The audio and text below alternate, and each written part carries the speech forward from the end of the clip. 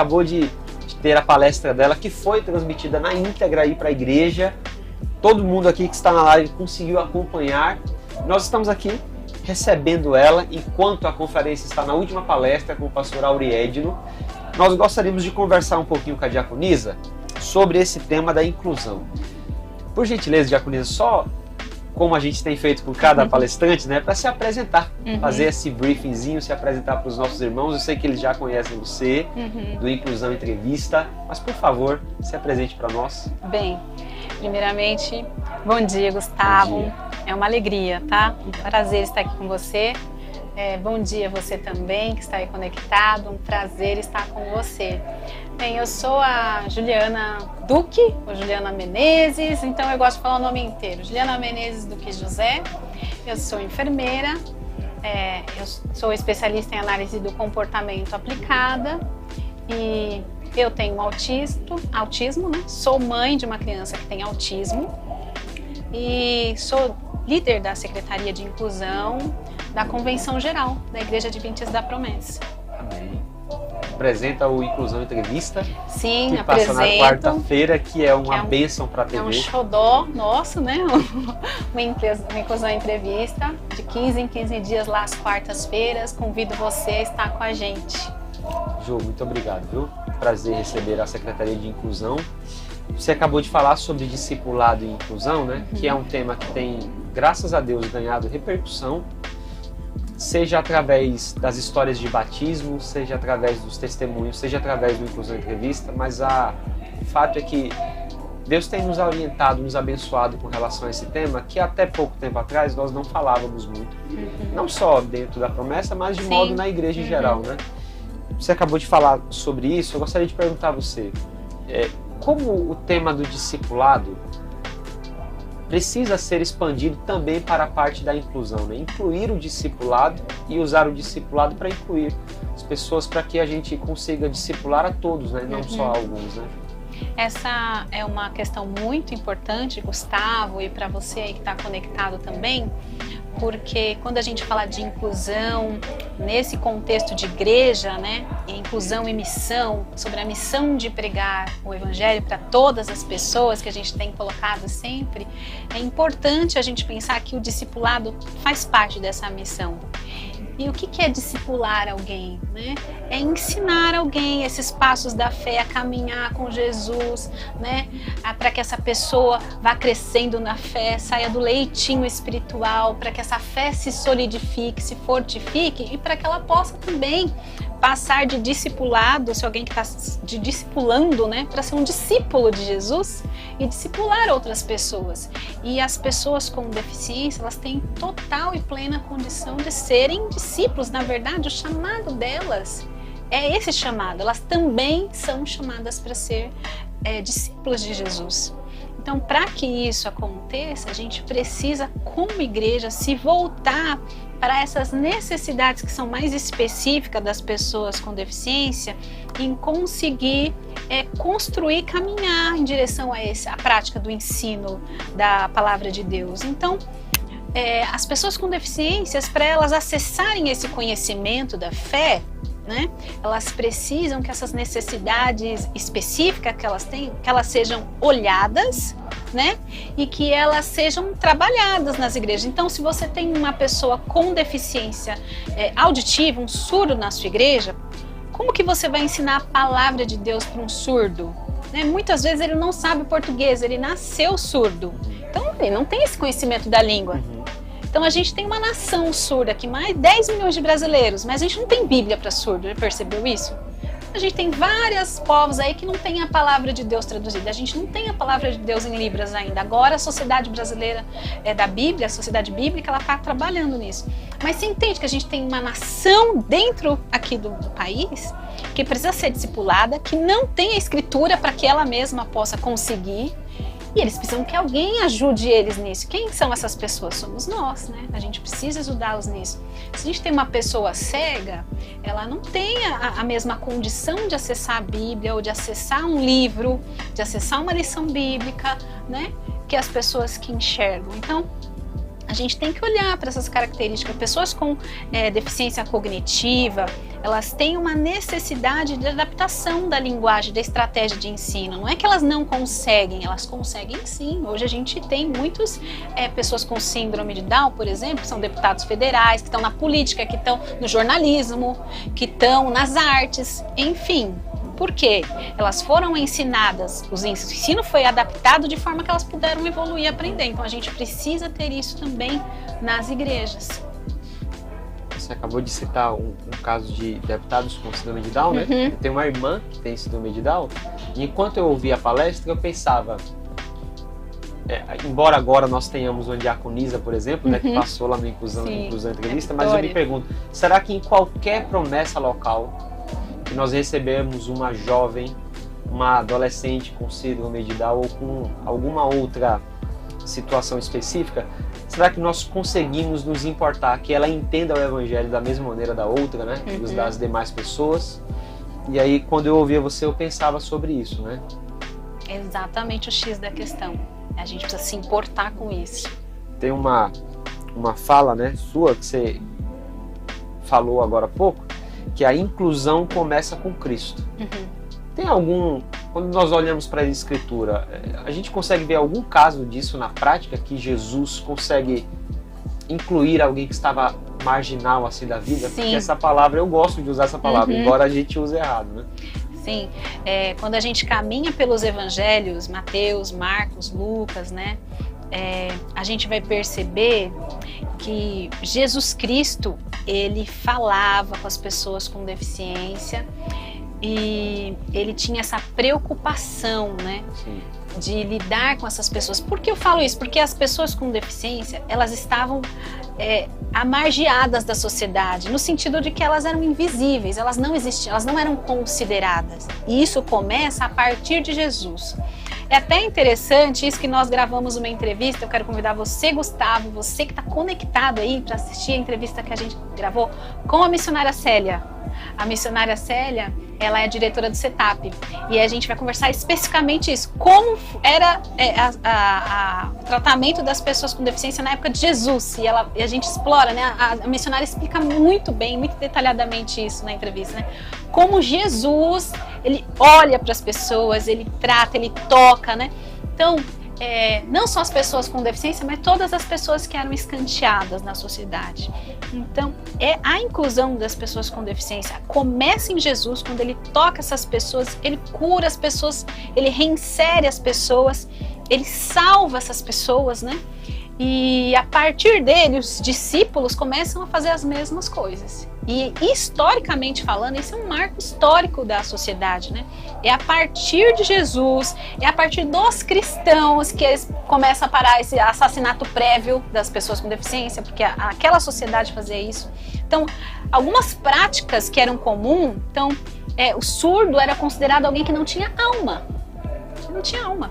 Então, assim, ele não era uma pessoa, não era um ser humano. Desalmado. Né? Não era um desalmado. Então, assim, é a partir de Jesus que o surdo começa a ser considerado uma pessoa com alma, que as pessoas com deficiência começam a ser dignificadas. E isso impacta muito a sociedade. As primeiras Santa Casas, isso tudo vem a partir do cristianismo. Né? São os cristãos, são a igreja que começa a mudar a história nesse sentido. E é a partir de Jesus.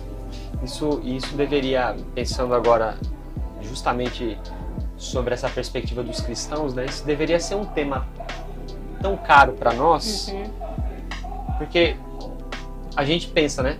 Olha, mas eu tenho que me relacionar com alguém que não tem todas as capacidades de entendimento ou de consciência, ou alguma limitação ou deficiência que ela nasceu com isso, né? Ou adquirida. Mas a gente não pensa que nós só precisamos replicar o que aconteceu conosco. Exatamente. Né? Nós estamos aqui com duas pessoas e com muitas que estão aí conosco agora em casa, que respeitosamente todos nós fomos incluídos por Jesus de Nazaré. Exatamente. Porque nós éramos gentios, como Paulo sempre falou, né? Ele é o apóstolo dos gentios. Os gentios foram incluídos por Jesus e eu acho que a ideia de Jesus eu vim agora justamente abranger, tirar todas as arestas, porque até então algo que era para um povo, agora é para todos. E isso deveria ser um tema caro para nós, né, Ju? Porque o discipulado é esse relacionamento. Tem uma frase que você falou sobre isso, que inclusão de pessoas com deficiência na igreja é um relacionamento. É um relacionamento. Eu acho impossível para uma pessoa que é impactada com o evangelho não ter esse tema como um tema precioso. E até penso que como a igreja sistematicamente está voltada para pensar um pouco mais, as pessoas estão pensando mesmo, né? Por isso que a gente está aqui, por isso que você está aí. Porque assim, é impossível. É que historicamente as pessoas com deficiência, elas estão invisíveis. Elas continuam invisíveis.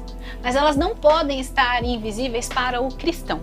É isso que eu penso. Então, existe a Lei Brasileira de Inclusão, o Brasil é signatário da ONU, então assim, da OMS, então assim, todas as ações que a gente faz está de acordo, né, para incluir pessoas com deficiência nesse sentido que eu estou falando. Então assim, existe um olhar mundial para isso, secular.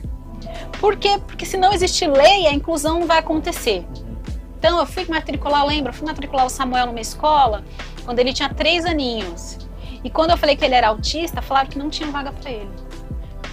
Então, assim, o que garantiria para mim a vaga do Samuel naquela escola? E era uma escola, como é que fala? É uma escola cristã, né? Uma escola profissional, né? Confessional, né?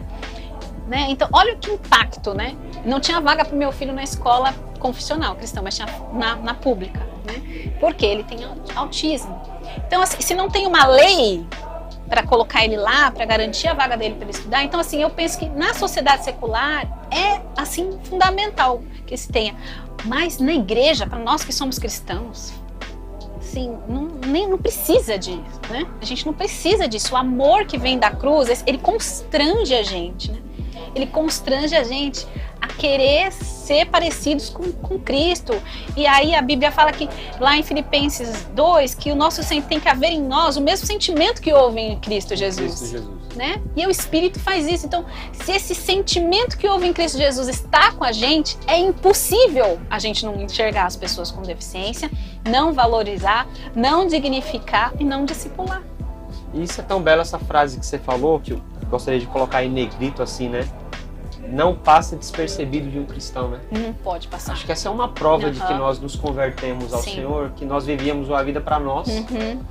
E aí não importa quem era invisível, quem não era, eu me relacionava com quem eu tinha uma afinidade, de troca, de afinidade. Exato, uma troca. Mas agora que eu fui salvo por Jesus, que os meus olhos abriram, ninguém mais passa despercebido de mim. Eu lembro de um caso recentemente que aconteceu conosco, e aí aconteceu comigo, né? Não tem diretamente a ver com uma pessoa com limitação, mas eu acho que é uma experiência válida, né? Nós chegamos no prédio onde nós morávamos e havia uma senhora que estava do nosso lado, assim, ela estava com a mão nas costas, com uma dor. E os carros entrando e saindo, e nós entramos e estacionamos e a gente ia embora. O Espírito Santo falou assim, você viu ela lá? E eu não tinha reparado, até que ele falou. Eu falei, eu já entendi, senhor, eu vou lá falar com ela. E quando nós falamos, ela começou a chorar, porque ela disse que estava com uma dor, estava há semanas acamada, e o Espírito Santo falou, ora por ela. E eu perguntei para ela, seria estranho se eu orasse pela senhora agora aqui no estacionamento? Ela falou, não, pode orar, e começou a chorar. Tudo que ela queria era uma atenção de uma pessoa. Depois eu falei para minha esposa, minha filha me perguntou, pai, por que o senhor fez isso? E eu acho importante nós como pais, né? Eu tive a oportunidade de dizer para ela, filha, essa senhora passaria despercebido de qualquer pessoa, como passou.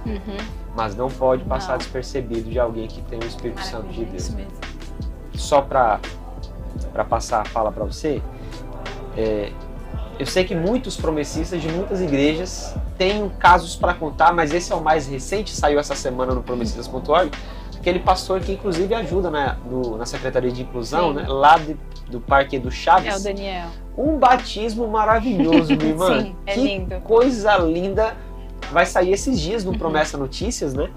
Porque quando a gente vê um batismo, eu já comentei com o pastor Felipe sobre isso, eu me emociono com qualquer batismo, porque é emocionante, né?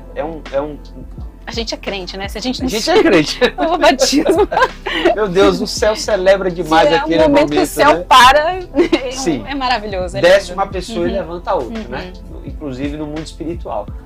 Mas você vê o batismo de um casal de pessoas surdas, que coisa maravilhosa, né, Ju? É impactante e é para demonstrar o que o discipulado faz. O tema aqui da Conferência de Missões é o discipulado, né? O que o discipulado causa na vida de um cristão. Não importa se ele é surdo, se ele não é surdo, não importa, ele é uma alma que entregou o coração ao Senhor Jesus e o poder do Evangelho na vida daquela pessoa. Então, esse pastor é um pastor surdo. Ele prega o Evangelho para pessoas surdas através da internet, né? Ele usa o Zoom, ele usa um aplicativo e ele tem um pequeno grupo de surdos que começou em 2020, junto com outro pastor surdo que a gente, se Deus quiser, vai gravar a entrevista com ele também, que é o pastor Sandro. Sandro. E aí ele discipula. Ele prega o Evangelho, convida pessoas para o pequeno grupo, pessoas surdas. Ele está empenhado, eles são empenhados em pregar o Evangelho para surdos. E esse não foi o primeiro casal que ele ganha, né? Ele tem ganhado outras almas para Jesus através do pequeno grupo. Mas assim, é lindo, né? Ver agora em 2023, um trabalho que começou em 2020, um casal que se entrega para o batismo, quer dizer, se entregaram a alma, o coração para Jesus, aquele casal. E é muito bonito, eu convidei ele na palestra, quero convidar de novo você que está aí conectado, a assistir o depoimento que o pessoal do Edu Chaves gravou deles. Sim. E colocou lá no Instagram. A coisa mais linda, eles são convertidos, né? Cristo mudou a vida, mudou a vida dessas pessoas. Então, imagine se a igreja... Toda a conferência está sendo traduzida em Libras, né, simultaneamente. Imagine se a igreja não tem a pregação para eles. Exato. E se as outras, né, vamos dizer que ele não conhece, ele perde, porque a vida é um trem, né, e às vezes só passa uma vez. Se alguma igreja não se importa com esse tema, quem vai salvar essas duas pessoas, né? E eu até queria puxar aí o gatilho do que você está falando, porque você vê lá o pastor Daniel batizando o casal de surdos. Mas aí a gente precisa lembrar do trabalho da intérprete de Libras, que foi voluntariamente... todas as aulas do curso de teologia do CETAP acompanhar o Daniel. O Daniel, ele é um pastor que ele tem teologia, que ele cresceu na fé, né? Que ele tem todo um arcabouço na fé, né? E que Deus tem chamado ele, né? E o pastor Sandro também, mas eu sei que o pastor Daniel tem teologia, né? Ele fez a FATAP, né? Que a gente chama de CETAP hoje. E assim, ele tem um arcabouço, e ele prega, e ele discipula, né, as pessoas. Então, existiram outras pessoas e eu vou falar dessa vez dos intérpretes, por exemplo, né, da intérprete que está aqui, dessas pessoas que se doam para traduzir essa mensagem para a língua deles, de forma que eles entendam. E aí a palavra de Deus é poder, né? Vamos falar uma palavra usual, a palavra de Deus arregaça, ela muda, né? Transforma. E aí agora a gente vê o pastor Daniel olha os frutos. Então, nisso que eu quero dizer é que a gente precisa pagar o preço, entende? Alguém precisa pagar o preço. Jesus pagou um alto preço, né? Ele pagou o alto preço, a ira de Deus foi sobre ele para incluir eu e você, gentios, para incluir todos nós. Ele deu sua vida, ele pagou um preço, né? E aí ele chama a gente para pagar o preço junto com ele. Então, para a gente discipular as pessoas, a gente precisa pagar um preço. Para a gente discipular pessoas com deficiência, a gente precisa pagar um preço. Mas é lindo de ver esse preço pago, porque a gente vê, olha só que coisa linda. Quando o preço, né, quando o preço se resulta, né? Quando o preço resulta, quando esse preço pago se transforma em uma alma salva, né? A Bíblia fala que Jesus, ele olha pra gente, né, e ele fala, puxa, é o resultado, né, do preço que eu paguei, né, e é um olhar de satisfação. E eu tenho certeza que essa irmã que ajudou o Daniel, né, na teologia, que os irmãos que traduziram e traduzem as mensagens lá em Edu Chaves, que todo mundo fica feliz, e nós como igreja a gente fica feliz, quando vê o resultado desse sentido da diaconisa Vitória, né, que tem síndrome de Down, e tantas outras pessoas que estão aí, são pessoas que têm essa necessidade específica da deficiência, né, mas que a deficiência não é um impedimento para que essa pessoa se encontre com Jesus e se torne um discípulo e dê frutos. A minha tia, ela ama aquele louvor que eu sei que você gosta também, do preço de uma alma. Uhum. Esse foi, Sim. Meu Deus, eu tenho uma mesmo. tia que ela, desde que eu me entendo por gente, que eu aprendi esse louvor, eu nem era crente, mas eu sabia desse louvor. Irmão, toda vez que ela ia louvar, ela louvava esse louvor. E como esse louvor, às vezes, passa despercebido da gente, porque nós nos ocupamos com a nossa prática religiosa, que tá certo, com as nossas práticas devocionais. Mas, irmão, você sabe o valor que tem uma alma, né? Uma alma custou muito caro. E se nós tivermos essa atenção... Inclusive, tem um curso, não tem, Ju, da Secretaria sobre Libras? Sim, esse curso, ele tá para sair. Falta um ajustinho, acho que vai sair ainda esse mês, que é o curso básico de Libras, que é um curso que te dá toda a condição de você falar de forma básica, e você pode receber um surdo, se comunicar com ele, né? E te dá um arcabouço aí para você seguir adiante nesse processo da Libras.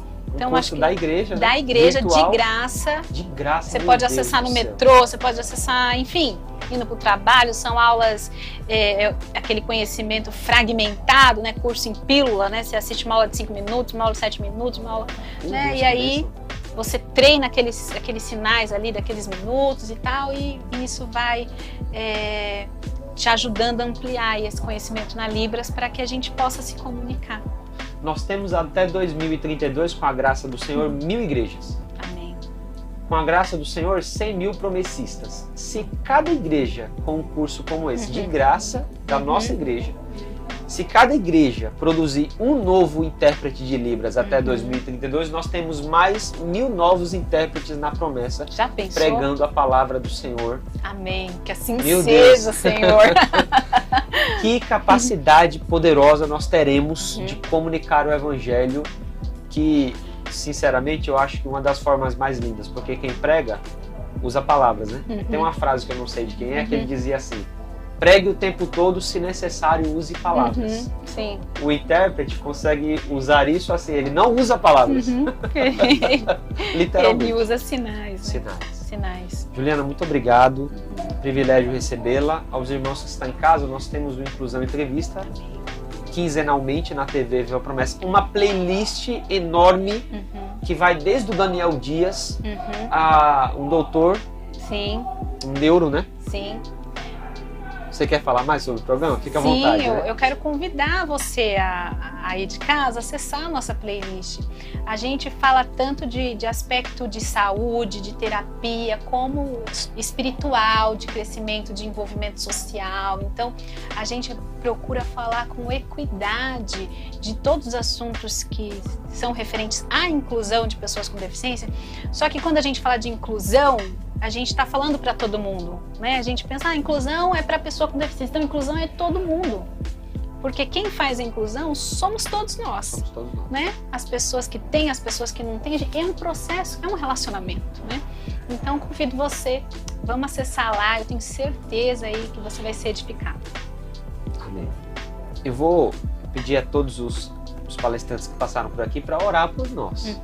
Porque com certeza Deus falou com algum promessista que está lá do outro lado dessa câmera, dessa lente, e foi tocado por esse tema, e talvez ele esteja ouvindo o convite de Isaías, né? Amém. Deus dizendo: quem eu posso mandar? Vou mandar quem? Desses 1000 novos intérpretes que nós teremos com a graça do Senhor, a quem eu vou enviar? E aí, em vez da gente dizer assim, nossa, na nossa igreja realmente pode... Não, pode ser eu, né? Pode ser eu. Ju, por gentileza, ore por nós, ore pelos irmãos, que Deus continue usando a secretaria e a sua vida.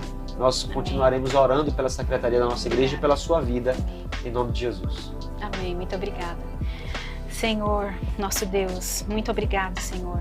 Obrigado por essa manhã, por esse tempo, por essa oportunidade que o Senhor nos trouxe de pensar em como a gente pode incluir os nossos irmãos que têm deficiência nas nossas igrejas.